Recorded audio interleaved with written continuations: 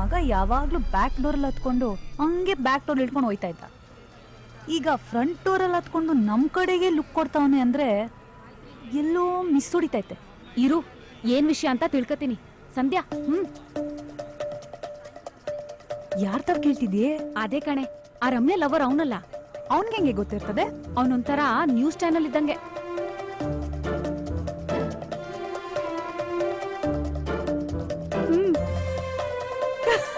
ಏನಂತೆ? ನಿನ್ನ ಈ ನನ್ ಮಗನ್ಗೆ 1 ತಿಂಗಳು ಅಡ ಇಟ್ಟವನಂತೆ. ಅಡ ಇಟ್ಟವನ? ಅವನ್ ಯಾವನ ಅವನು ನನ್ನನ್ನ ಅಡ ಇಡೋನು? ಇನ್ಯಾರ್ಗೆ ಇದ್ದದ ಧೈರ್ಯ? ಅವನೇ ಆ ರಾಜ ಹುಲಿ. ಅವನ್ ಯಾಕೆ ನನ್ನನ್ನ ಅಡ ಇಡ್ತಾನೆ? ಸರಿಯಾಗಿ ಹೇಳೆ. ಆ ಮೋನಿಗೂ ಇವನ್ಗೂ ನಿನ್ ವಿಚಾರದಲ್ಲಿ ಏನೋ ಕಿರಿಕ್ ಆಗೋ ತರ ಇತ್ತಂತೆ. ಆಗ ರಾಜ ಹುಲಿ ಎಂಟ್ರಿ ಆಗಿ ಏನು ಅಂತ ವಿಚಾರಿಸಿದ್ನಂತೆ. ನಿನ್ ಹಿಂದೆ ಬಿದ್ದರಲ್ಲಿ ನನ್ ಮಗ ಸೀನಿಯರ್ ಅಂತ ಗೊತ್ತಾಯ್ತಂತೆ. ಅದಕ್ಕೆ ನಿನ್ನ 1 ತಿಂಗಳು ನನ್ ಮಗನ್ಗೆ ಅಡ ಇಟ್ಟವ್ರಂತೆ. ನೀನೇನಾದ್ರೂ ಈ ನನ್ ಮಗನ್ ಓಕೆ ಮಾಡ್ಲಿಲ್ಲ ಅಂದ್ರೆ ಮುಂದಿನ ತಿಂಗಳಿಂದ ಅವನಂತೆ.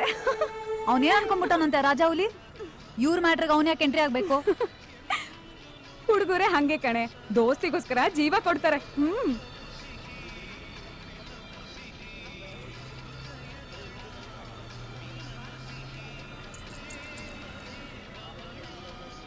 ಏ ಲಕ್ಷ್ಮಿ, ಅಲ್ಲಿ ನೋಡು.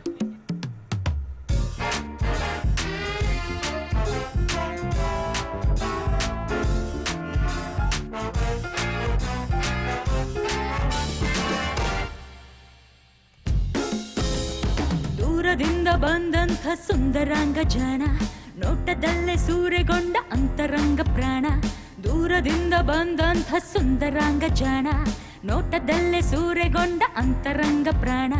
ಈತನಂತರಾಳ ಹೇಗೋ ರೀತಿ ನೀತಿ ಹೇಗೋ, ನಾ ಕಾಣೆ ನನ್ನ ದೇವರಾಣೆ. ಭಾಲಾರೆ ಇವ ಭಾರಿ ಮೋಜುಗಾರ, ಭಾಲಾರೆ ಇವ ತೀರ ಮೋಸಗಾರ. ಭಾಲಾರೆ ಇವ ಭಾರಿ ಮೋಜುಗಾರ, ಭಾಲಾರೆ ಇವ ತೀರ ಮೋಸಗಾರ. ದೂರದಿಂದ ಬಂದಂಥ ಸುಂದರಾಂಗ ಜಾಣ.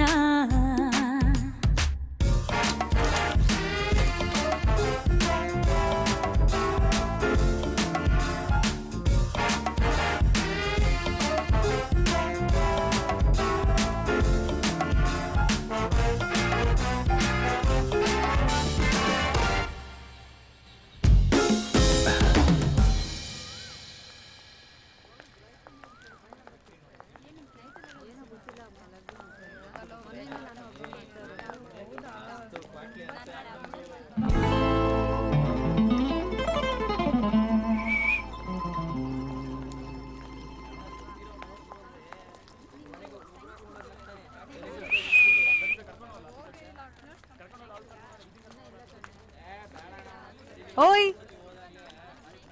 ಬೈಲಿ.